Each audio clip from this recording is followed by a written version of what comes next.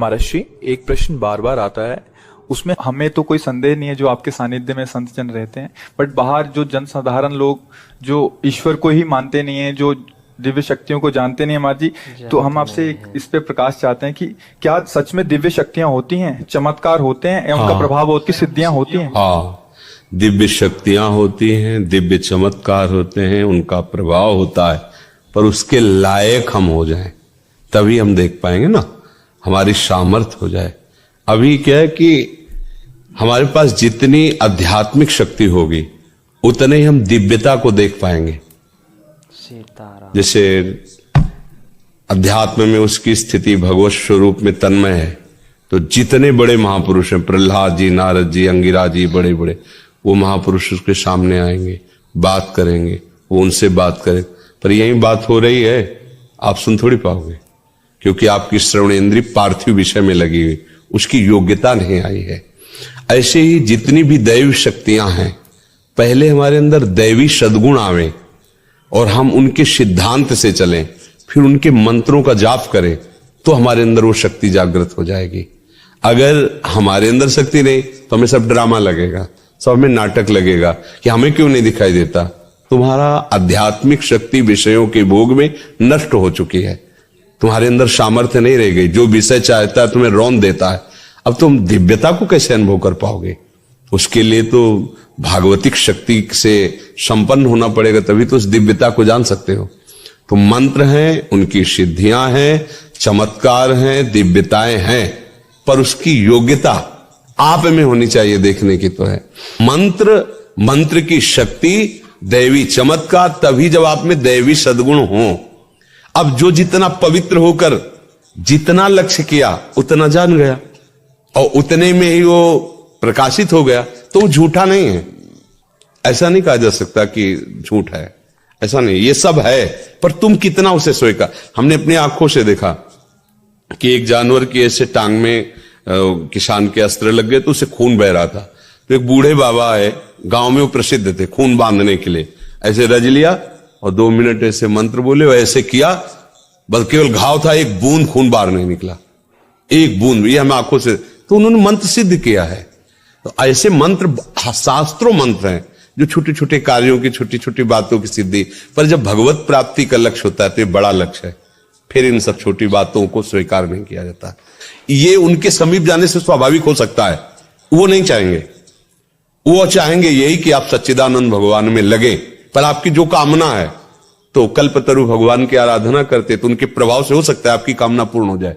उनका आशीर्वाद इस बात का नहीं होगा, आशीर्वाद ये होगा कि मंगल भवन प्रभु में आपका मन लग जाए और आप भी भक्त बन जाएं, तो आप सदा सदा के लिए दुख से निवृत्त हो जाएंगे। पर ये नहीं कि चमत्कार नहीं है।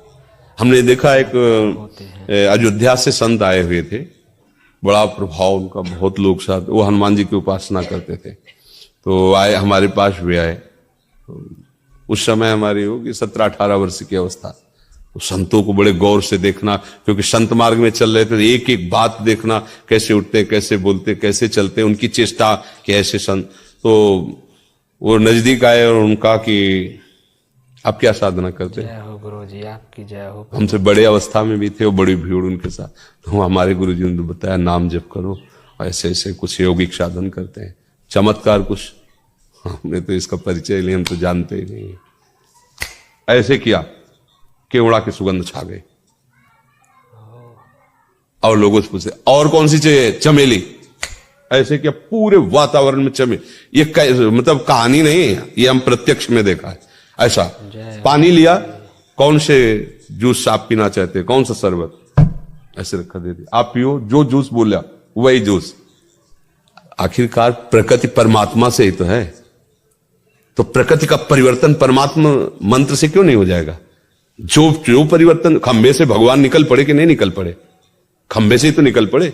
कुत्ते से भगवान को प्रकट किया नामदेव जी ने कि नहीं, तो उसे शरबत पानी को बना देना कौन सी बड़ी बात? क्योंकि भगवान सर्वरूप है, भगवान ही तो है सब रूपों में। उसने मंत्र के द्वारा आकांक्षा क्यों पानी शरबत बन गया, बस जैसे भगवान पानी बने हुए थे वही शरबत बन गए।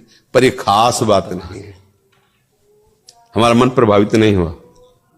मन तो प्रभावित तब हो जब आपके पास बैठने से हमें रोना आने लगे, प्रभु से प्यार आने लगे, हमारा हृदय जलने लगे कि मैं कितना नीच हूं, मैं ऐसे ऐसे कर्म किया हूं, क्या प्रभु मुझे भी स्वीकार कर? यह है संत संग का चमत्कार। उसका मन प्रभु के लिए लालायित हो गया।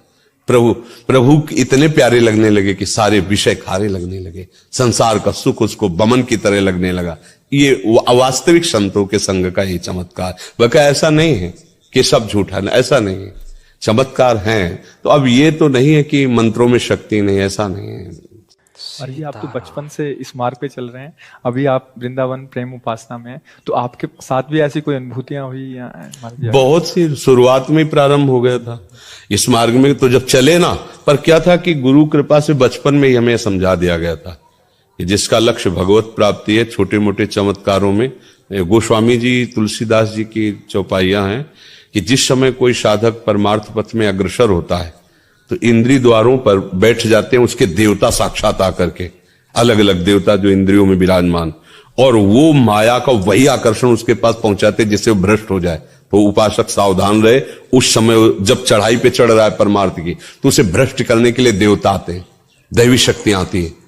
इंद्रिय द्वार झरोखर नाना, बैठे देवता करि कर थाना, आवत देखें विषय बयारी तीर्थे देख, क्योंकि बहुत बड़ी विजय की तरफ चला है ना, तो गुरु कृपा पात्र ही इस बात को समझ पाता है।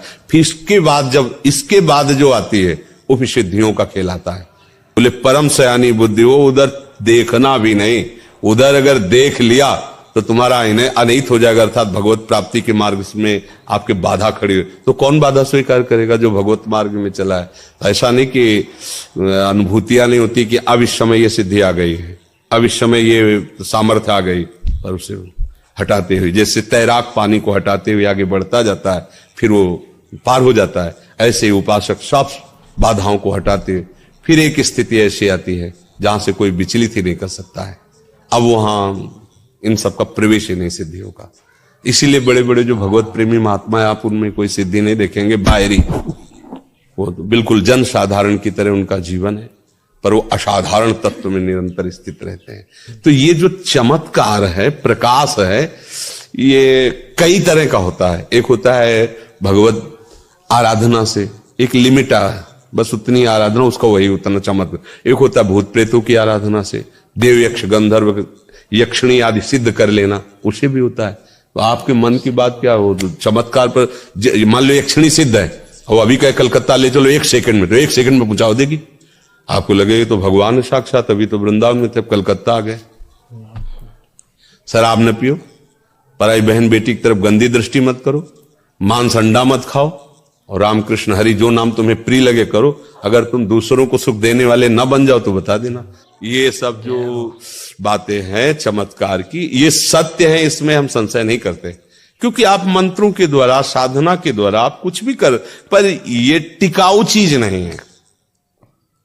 टिकाऊ चीज है सा वही मनः कृष्ण पदारविंदयो। बात ये पकड़ो जिससे तुम्हारा मंगल हो जाए, जो नाम प्रिय लगे, राम कृष्ण हरि, जो हमारी बात मान लेना। अगर हमारी बात मान गए तो फिर आपको समझ में आए, बात न मानी तो ये सब माया कर, जितना भी आप देख रहे हैं सब माया रचित है, सत्य कुछ नहीं है। सत्य है तो एक भगवान का नाम।